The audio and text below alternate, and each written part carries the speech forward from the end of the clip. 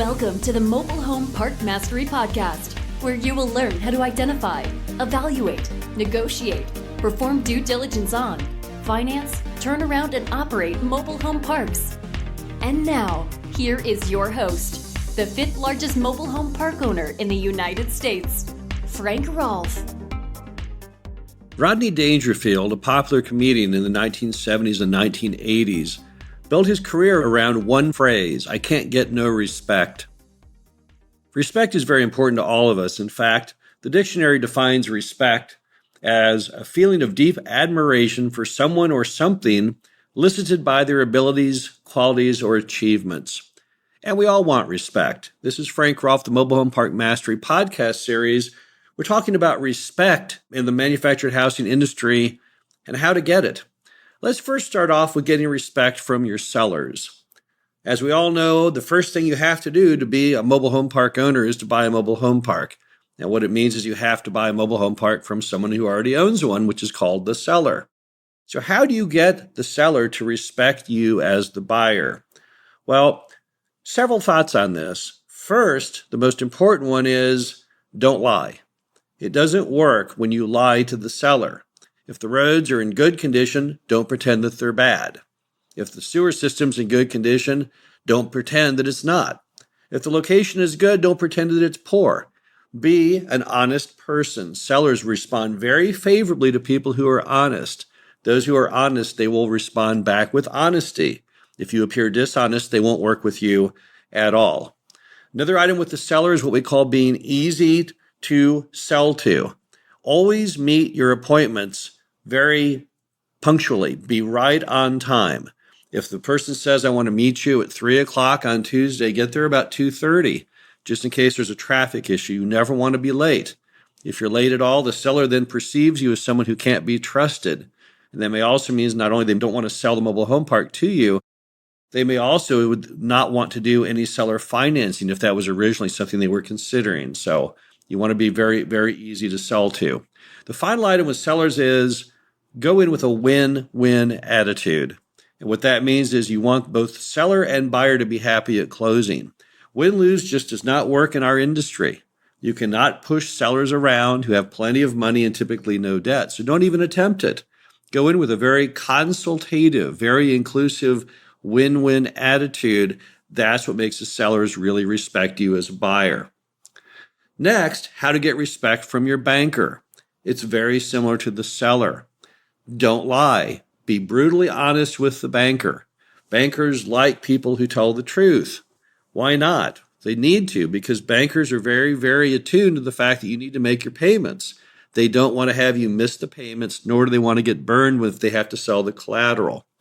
Bankers also respond very favorably to buyers who are thinking long-term.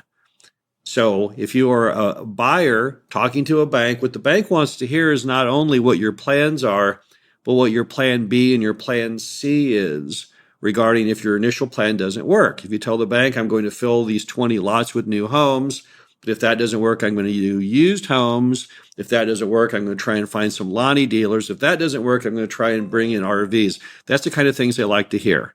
They want to hear that you've got multiple tranches of effort. So if one thing does not work, you can just fall back to the next. Now, always remember with a banker, this is a very important statement. Before you can have return on principal, you have to have return of principal. What that means is to a bank, the best they get is the interest. And if they have any loan that defaults, it wipes out the gain on many of their other loans. So that's what bankers want to hear. They want to hear that you're a very stable person who thinks far, far ahead. That's what's going to get you respect with them. What about the respect of the broker who may be bringing you the deal to buy that you're going to get financed? Well, what brokers want to hear once again is honesty. Who are you? What are you trying to achieve? How big a deal can you afford? How big a deal will you buy? What parts of America will you buy it? What issues with a mobile home park are you uncomfortable with, such as private water or private sewer? So brokers basically, once again, want to hear the truth. And what they really want to know is what it will take to make you actually pull the trigger and buy it. They love to hear issues as far as how much money you have for a down and simply how enthusiastic you are. And that's a key item to discuss, enthusiasm with brokers. Enthusiasm tells the broker that you will go forward with the sale, even though there's always potholes and bumps in the road between signing up the contract to the actual closing. There may be an issue with what the seller told you. There may be an issue with the lending. Enthusiastic people overcome these issues. People who have no enthusiasm do not. So brokers typically, what they are always seeking when they talk to potential buyers is they're listening for the person who's enthusiastic, the person who they feel will get the job done. And you never want to mask your enthusiasm. That does not work. I know in other forms of business and other sectors of real estate, often people believe there is a benefit to pretending like you don't really care, playing it coy. No, this property really isn't perfect for me, but I guess I might buy it at the right price. That sends a terrible signal to the broker that you're kind of wishy-washy, perhaps a tire kicker, and you're definitely not someone to be trusted to get the deal all the way to the end zone. So they will not treat you with the necessary respect to perhaps put it under contract. So you have to be extremely careful on the brokers that you send a very clear message. You're very enthusiastic, that you have the money, that you want to go forward. Now, how do you garner respect from your residents? Let's talk about that for a moment. That's a very important topic.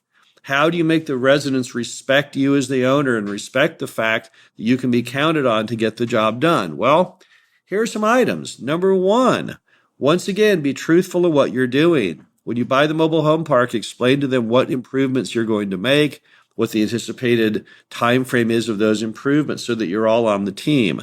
Also reassure them from the beginning you're not going to be redeveloping or tearing the mobile home park down, that you want to keep it as a mobile home park, and that you want to make it, quote, the best it can be, unquote. They respond very well when you tell them the truth on the front end of what you're doing.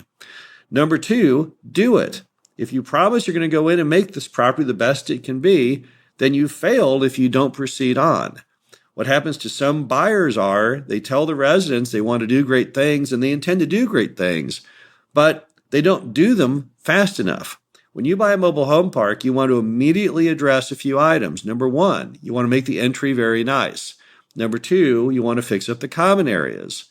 Why? This sends a message to the residents that you mean business. And when they see you making improvements, then they will step out of their comfort zone and start doing improvements to their own homes and lots.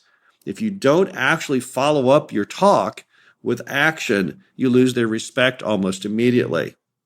Also, be sure at all times to maintain an air of fairness with the residents. Your manager should never pick favorites. Your manager should treat everyone the same. You need to have some very fair management systems like no pay, no stay on collections, which simply means if you don't pay your rent, you can't live there, but not in a negative fashion. It's people's choice. The same as your power bill. If you don't pay your power gets turned off. So in this case, you don't pay your rent, you can't live there. Never is there the option that you don't pay the rent and you can continue to live there. That's not on the table. That tells everyone it's a fair system.